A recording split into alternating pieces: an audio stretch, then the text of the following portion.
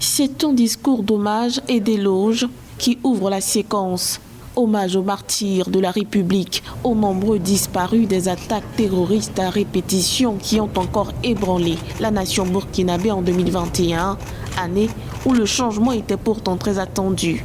À l'occasion du Nouvel An qui marque le début d'une nouvelle histoire, le Burkina Faso doit encore essayer de tourner la page, de faire le deuil. L'année 2021 s'est achevée sur une note sécuritaire déplorable.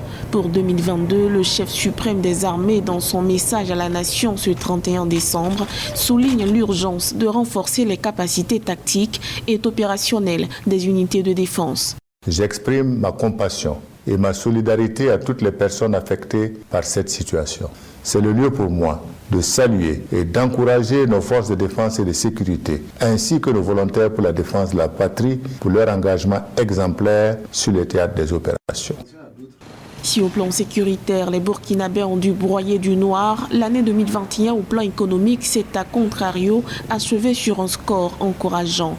Selon l'exécutif, malgré plusieurs contraintes, l'économie burkinabé s'est bien comportée grâce à l'engagement des citoyens, en affichant un taux de croissance exemplaire de 2%. Le défi reste sans conteste la soutenabilité de la masse salariale et l'équité dans le traitement des salaires des agents de l'État. Si nous voulons consacrer plus de ressources à l'investissement structurant en vue d'améliorer les conditions de vie de nos populations.